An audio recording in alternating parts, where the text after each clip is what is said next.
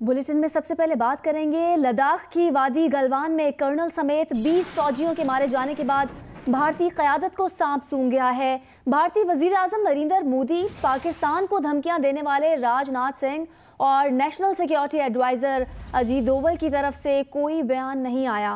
भारतीय मीडिया के मुताबिक भारतीय क़यादत मुलाकातों में मसरूफ़ रही, लेकिन अभी तक आला क़यादत की तरफ से 20 फौजियों के मारे जाने के बाद अभी तक कोई पैगाम या बयान सामने ना आ सका।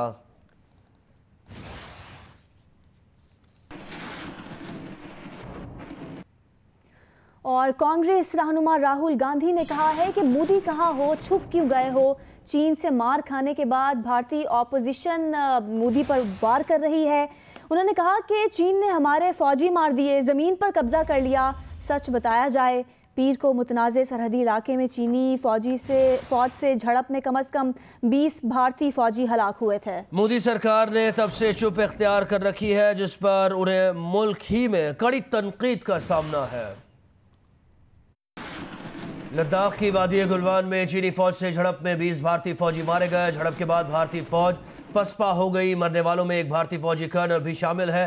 चीनी हुकाम ने भारतीय फौजियों पर सरहद पार करके चीनी एहलकारों पर हमला करने का इल्जाम लगाया है। चीनी फौजियों ने 10 ब-10 लड़ाई में 20 भारतीय फौजियों को मार मार कर हलाक कर दिया। चीनी वजारत खारजा के तर्जुमान जाओ लीजान ने कहा है कि भारतीय फौजियों ने इन पीर के रोज़ चीनी फौजियों को इश्ताल दिलाया, उन पर हमले किए, जिसके नतीजे में दोनों ममालिक के फौजियों के दरमियान झड़प हुई। चीन ने कैद में लिए गए भारत के 36 फौजियों में से बेशतर को छोड़ दिया है, लेकिन एक मेजर और कैप्टन अब भी पीपल्स लिबरेशन आर्मी की कैद में हैं, जिनकी रिहाई के लिए चीन से मुज़ाकरात जारी हैं।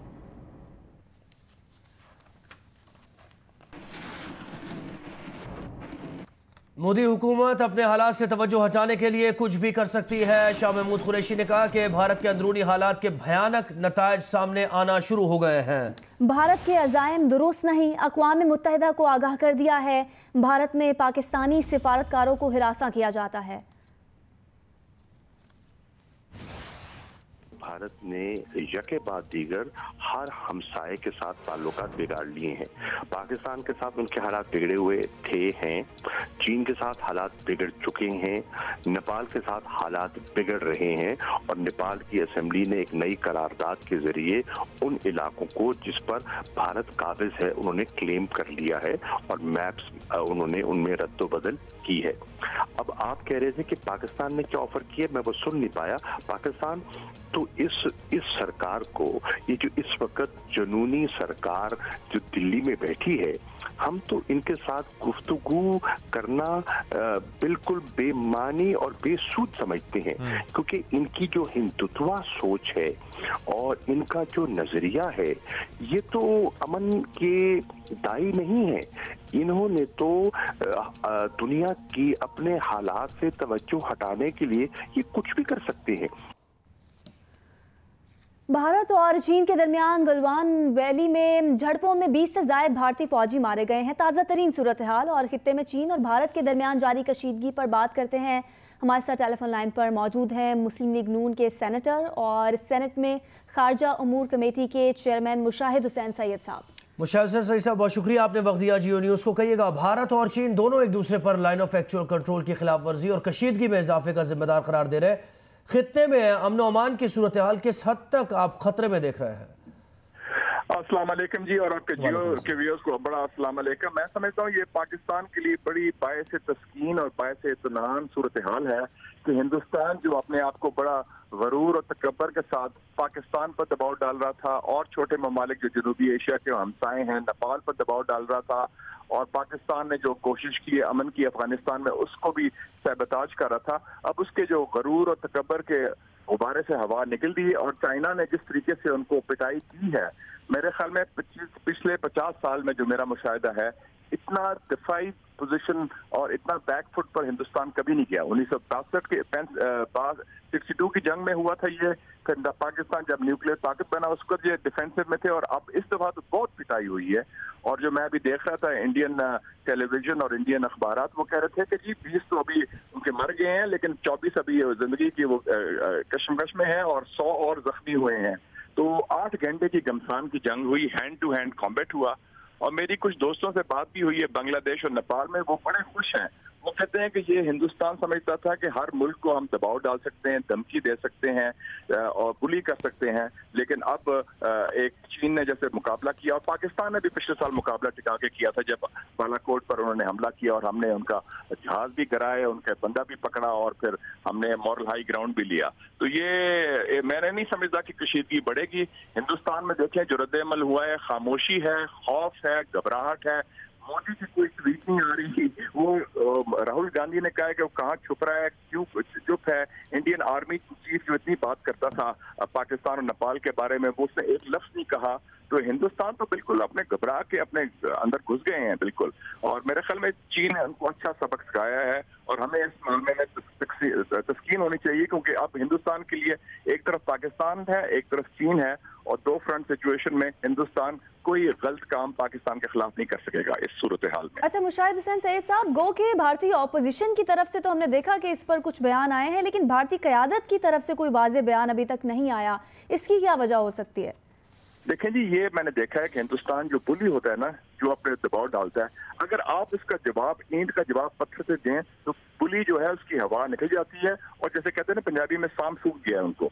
जब हमने 1998 में हमने न्यूक्लियर टेस्ट किया है, उसको पहले हिंदुस्तान ने किया तो उनमें बड़ा तकबर आ गया था। उन्होंने बयान दिए, पाकिस्तान पर दबाव डाला और कहा कश्मीर पर पॉलिसी चेंज करें। जब हमने धमाके 28 मई को कर लिए तो बिल्कुल खामोशी छा गई थी, कोई जवाब नहीं दिया। यही सूरत हाल इनमें हुई है। इनको ख्याल नहीं था, ये सरप्राइज हो गए हैं और ये भागे हैं तुम छुपा के अपने। तो मैं समझता हूँ जो जिस किस्म की इनको सबक सिखाया है और जो पिटाई हुई है उनकी, अब वो आप देख लें कि वही मोदी जो 56 इंच की छाती का बड़ा बात करता था, कहाँ है वो? छुप गया है बिल्कुल। हिंदुत्व के लोग जो मुसलमानों को तो अपने मुसलमानों को मारने में शेर होते हैं, चीन के सामने गिदड़ हो गए हैं, भाग गए हैं। तो ये अल्लाह ताला का अपना एक निज़ाम है और उनको सजा अच्छी मिल रही है, और हमें इसमें तस्कीन होनी चाहिए कि ये पाकिस्तान का भी दिफा हो रहा है। चाइना जो जंग लड़ रहा है सिर्फ अपनी सालमियत की जंग नहीं है, वो इलाकाई अमन और सलामती की जंग है, जिसमें हिंदुस्तान को अपनी जगह ठिकाने लगाना जरूरी है और एक सबक सिखाना भी बहुत जरूरी था। अच्छा मुशाहिद साहब, ये कहिएगा खित्ते में कशीदगी है, पाकिस्तान की पॉलिसी इस वक्त क्या होनी चाहिए? एक तो पाकिस्तान की पॉलिसी ये नहीं होनी चाहिए जो मसलियत और मुनासकत की बुनियाद पर, जैसे पिछले दिनों में हमने कहा कि हम एहसास प्रोग्राम पर आपकी मदद करेंगे या उनके किसी बंदे को दावत देंगे, ये रवायती चीजें हम छोड़ें, क्योंकि हिंदुस्तान का जो रवैया है वो बड़ा मनफी है और हिंदुत्व सोच है। एक तो हम चीन के साथ यकजहती का इजहार करें, नंबर 1। दूसरा, नंबर 2, हम अपनी कश्मीर पॉलिसी पर टिका के खुल के कायम रहें और हिंदुस्तान के मुसलमानों के लिए आवाज उठाएं। और नंबर 3, जो जनूबी एशिया के छोटे ममालिक हैं, चाहे नेपाल हो या बांग्लादेश हो और श्रीलंका हो, उनसे ताल्लुकात भी बढ़ाएं और उनसे यकजहती का इजहार भी करें और उनसे सफारतकारी भी पेश करें। तो ये हमें ठक क्लियर पॉलिसी होनी चाहिए। हमारा सिर्फ नजर होती है वाशिंगटन की तरफ या लंदन की तरफ, अपने खित्ते में भी नजर देखें। ये बहुत बड़ी तब्दीली आ रही है और इस तब्दीली पाकिस्तान के लिए फायदा है। हमें खुला सांस लेने का मौका मिल गया है, पाकिस्तान को स्ट्रेटेजिक स्पेस मिल गई है, उसका हम फायदा अपने कौमी सलामती के लिए और अपने अवाम के लिए उठाएं, और ये मौका अच्छा है और इसको ज़ाया ना किया जाए। बहुत शुक्रिया। सीनियर तजियाकार मुशाहिद हुसैन सईद साहब हमारे साथ थे, अपना एनालिसिस दे रहे थे।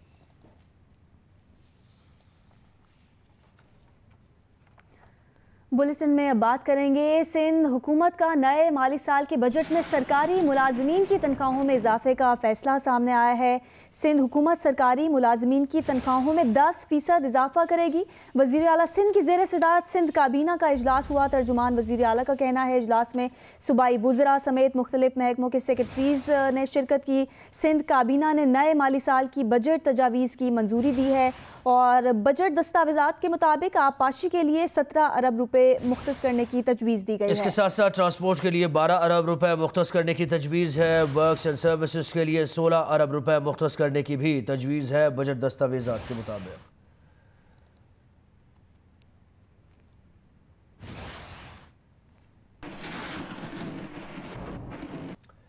वज़ीर आज़म इमरान खान कराची में मौजूद है। गुज़श्ता रोज़ वज़ीर आज़म से गवर्नर सिंध और पाकिस्तान तहरीक इंसाफ के अरकान ने मुलाकात की थी। आज उनकी क्या मसरूफियात हैं ये बताएंगी जियो न्यूज़ की नुमाइंदा सनोविया चौधरी।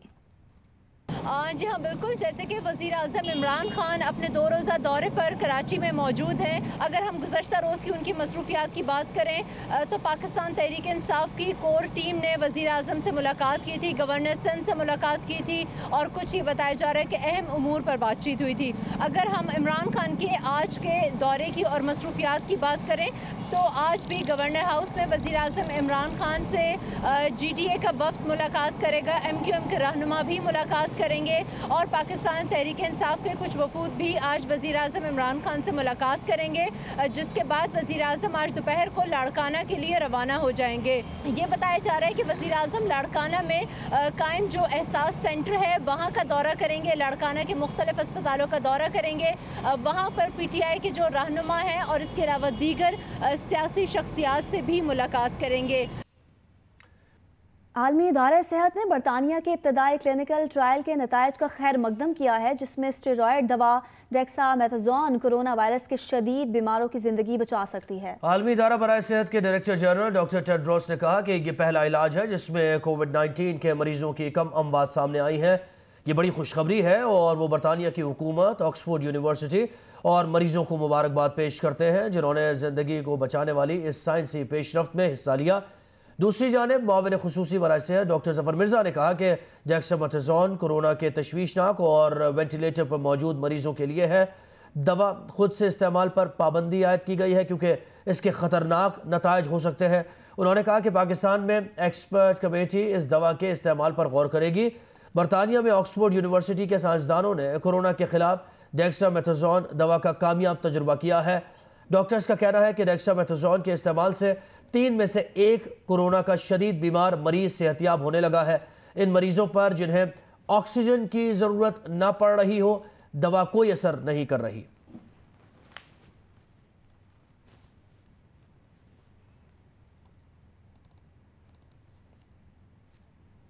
کورونا وائرس کا پھیلاؤ روکنے کے لیے کراچی کے 3 اضلاع میں اسمارٹ لاک ڈاؤن کی حکمت عملی تیار کر لی گئی. ضلع شرقی، غربی اور ضلع کرنگی کے 43 یونین کاؤنسلز میں اسمارٹ لاک ڈاؤن ہوگا. وائرس سے متاثرہ علاقوں کو پولیس اور رینجرز کی مدد سے سیل کیا جائے گا.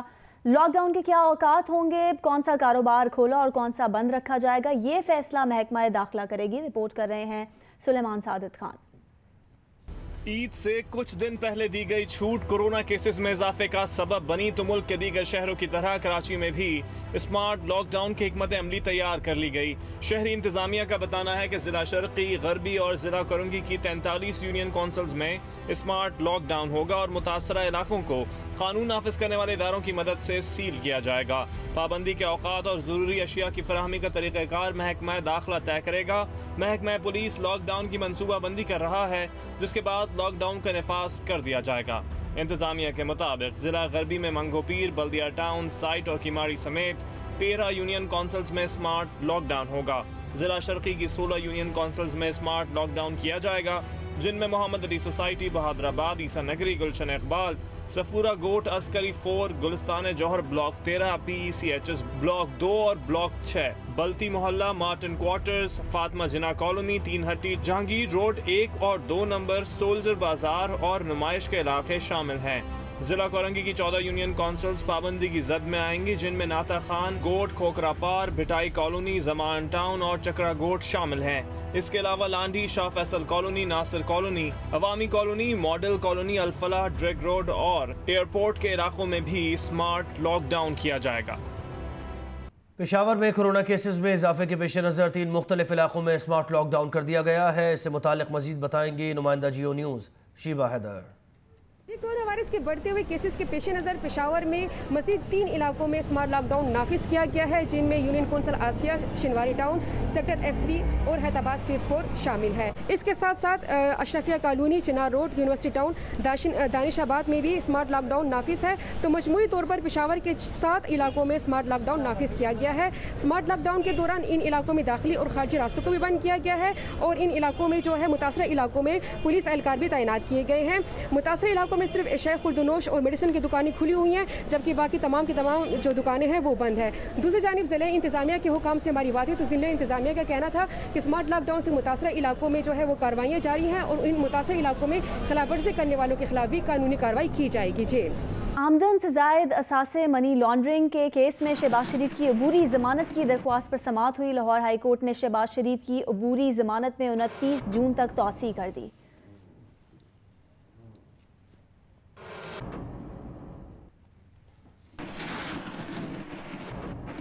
वज़ीर दाखिला की सरबराही में ईद उल अज़हा पर कुर्बानी के इंतजामात का जायज़ा लेने के लिए इजलास हुआ। कुर्बानी एक मजहबी फरीज़ा है, हुकूमत इस सिलसिले में हर मुमकिन सहूलत यकीनी बनाएगी। वज़ीर दाखिला ने कहा इंतजामात के साथ साथ हिफाजती तदाबीर पर अमल करना चाहिए। वज़ीर दाखिला ने कहा कि कुर्बानी के लिए वज़ारत सेहत की गाइडलाइंस के मुताबिक इंतजामात करना ज़रूरी है। इस हवाले से वाज़ेह हिकमत अमली तरतीब दी जा रही है। वज़ीर दाखिला ने कहा कि इस हिकमत अमली को तमाम स्टेक होल्डर्स की मुशावरत से तरतीब दिया जाएगा। उलमा से भी इस सिलसिले में रहनुमाई चाहते हैं ताकि आवाम की हिफाजत की जा सके। मवेशियों के व्यापारियों के मफादात का तहफ़्फ़ुज़ यकीनी बनाने के साथ आवाम के तहफ़्फ़ुज़ को बुनियादी तरजीह दी जाएगी।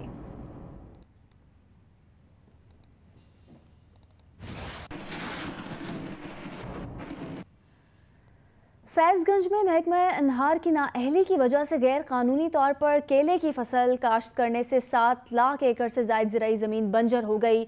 लोग नकल मकानी करने पर मजबूर हो गए हैं। खैरपुर की तहसील फैज़गंज में ज़िले इंतज़ामिया और महकमा अनहार की नाअहली की वजह से सदियों से आबाद ज़राई ज़मीनें बंजर बन गई हैं। फैज़गंज की नहरों पंधरीवा नहर, फैज़गंज नहर, मीरवा नहर समेत 4 नहरों में पानी की बंदिश है, जिसके बाइस इन नहरों से सैराब होने वाले इलाके अखरोल, अहरू, लूठी, पोल्ट्री, जांच, मेहाड़ी, हबीबाबाद, अमीन पातो समेत दीगर इलाकों की 7 लाख एकड़ ज़राई ज़मीन बंजर हो गई है। अहले इलाका को शदीद मुश्किलात का सामना है। लोग नक़ल मकानी पर मजबूर हो गए हैं।